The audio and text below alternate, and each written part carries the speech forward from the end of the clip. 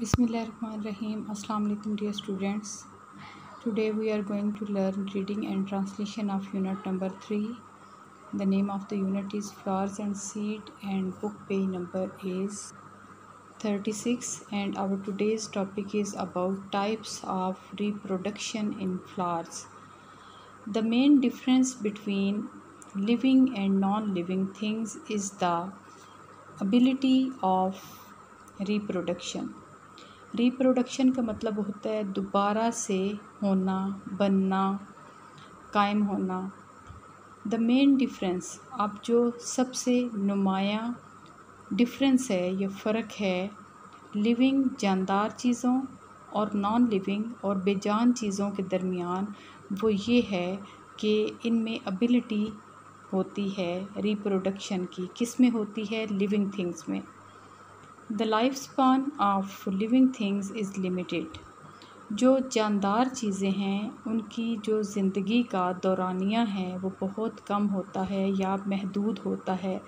Sooner और letter they die, जल्दी या देर से ये मर जाती हैं या ख़त्म हो जाती हैं। हाउएवर, ताहम the life continues on earth, ज़मीन पर ज़िंदगी बरकरार रहती है। हाउ, कैसे? The living things have a characteristic, जानदार चीज़ों की एक खसूसियत है। They produce new organisms of their kind, ये अपनी तरह की न्यू ऑर्गेनिज़म या ज़िंदगी को प्रोड्यूस करते हैं या जन्म देते हैं।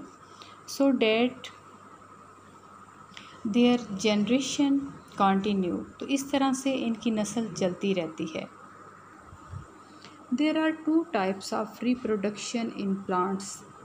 प्लांट्स में दो तरह की रिप्रोडक्शन होती है या इनमें दो तरह की अफजाइश नस्ल होती है।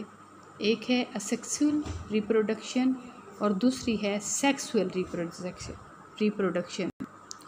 सबसे पहले बात करते हैं सेक्सुअल रिप्रोडक्शन की। In sexual reproduction only one plant produces new plant, कि ऐसी रिप्रोडक्शन में सिर्फ एक पौधा दूसरे पौधे को जन्म देता है।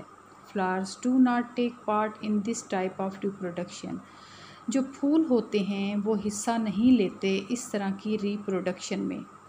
The other parts of the plant, for example root, stem and leave, give rise to new plant. पौधे के दूसरे हिस्से जिसमें रूट्स शामिल हैं, स्टेम है, उसकी लीव्स हैं, वो हिस्सा लेते हैं नए प्लांट को जन्म देने में। The plants produced from these parts have a great similarity with the parent plant. तो इस तरीके से जो प्लांट प्रोड्यूस होता है या पैदा होता है वो बहुत ज़्यादा सिमिलर होता है या सेम होता है उस प्लांट से जो उसको जन्म देता है या जिससे वो पैदा होता है। Stem, cutting, layering, bulb and tuber etcetera are the ways of asexual reproduction. अब इसमें कुछ उन्होंने हमें एग्जांपल्स दी हैं, जैसे स्टेम कटिंग है, लेयरिंग है, बल्ब है, ट्यूबर है। ये मिसालें हैं the ways of asexual reproduction, कि किस तरह से एसेक्सुअल रिप्रोडक्शन होती है। इसमें सबसे पहले बात करेंगे लेयरिंग की। लेयरिंग जैसा कि तय को भी कहते हैं, तय बतय कोई चीज़ होना। Often some branches of shrubs become buried in the soil, के श्रब्स की कुछ जो ब्रांचेस होती हैं उसकी जो कुछ टहनियाँ होती हैं वो ज़मीन के अंदर दब जाती हैं। इट इज़ कॉल्ड लेयर, तो ये लेयर इसको हम कहते हैं। A layer produces new roots, तो इन लेयर से नई रूट्स या नई जड़ें निकलती हैं। व्हेन वी कट, जब हम काटते हैं, and separated from the plant, और इसको पौधे से अलग कर देते हैं, it develops into a new plant, तो वो एक नए प्लांट की सूरत में डिवेलप होती हैं। This process is called layering, तो इस प्रोसेस को लेयरिंग कहते हैं। Layering is also done artificially, कि आर्टिफिशली या फिर मसनूई तरीके से भी लेयरिंग जो है वो की जाती है। Breeding of lemon, jasmine and लीची इज़ डन बाय लेयरिंग। अफजाइश नस्ल जो होती है लेमन की, जैस्मीन की और लीची की, उसको लेयरिंग के तरीके से किया जाता है। नेक्स्ट टॉपिक है bulb.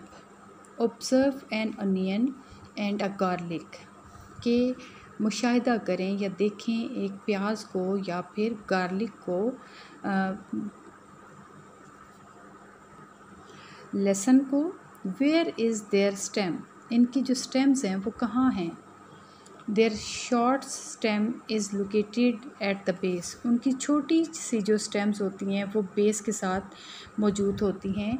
The other part of the bulb is consist of thick fleshy leaves, और जो दूसरा होता है हिस्सा वो थिक फ्लैशी लीव्स की सूरत में होता है। At the start of suitable season, और मुनासिब मौसम में इसका जो स्टार्ट होता है। रूट्स डिवेलप फ्राम स्टेम, जो रूट्स होती हैं वो स्टेम में डिवेलप होती हैं।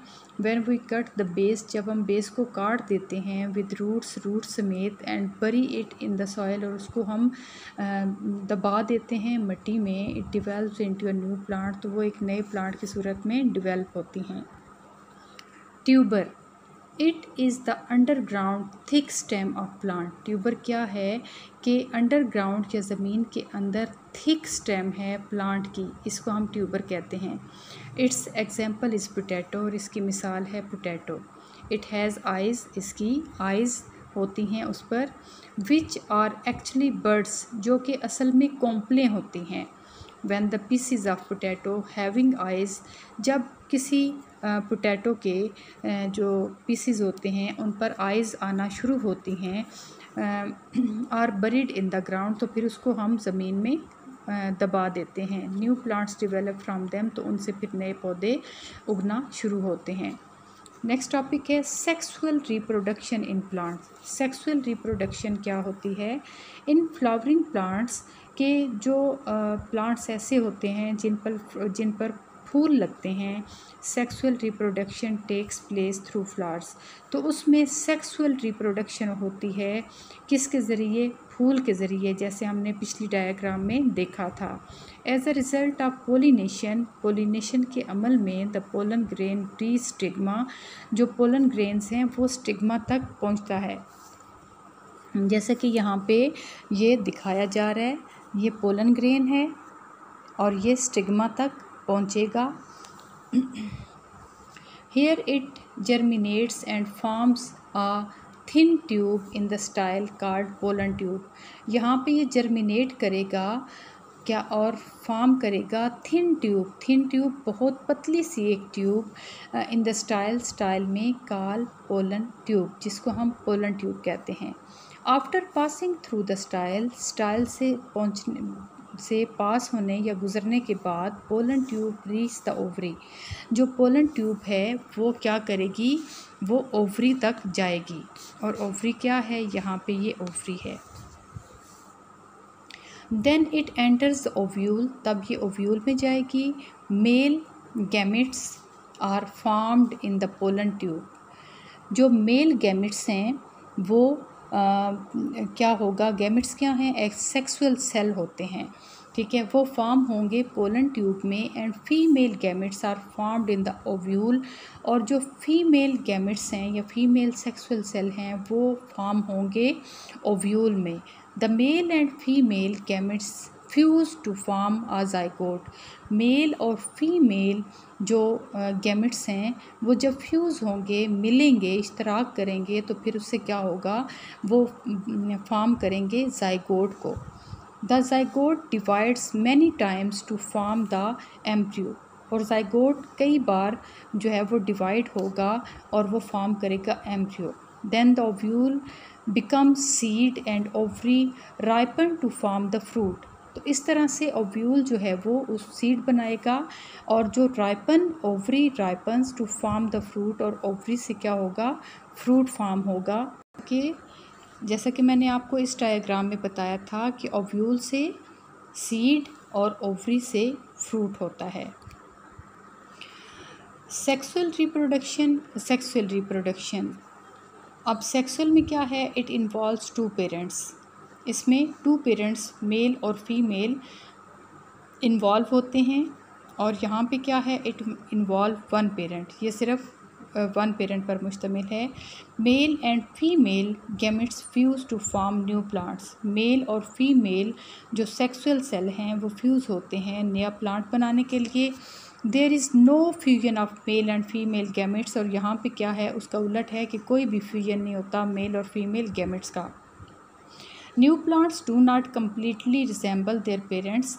अब इसमें क्या है कि जो न्यू प्लांट होता है वो कम्प्लीटली रिजेंबलेंस उसकी नहीं होती अपने पेरेंट्स से। New plants completely resemble their parents, और जो सेक्सुअल रिप्रोडक्शन में होता है वो बिल्कुल अपने पेरेंट की तरह का प्लांट होता है।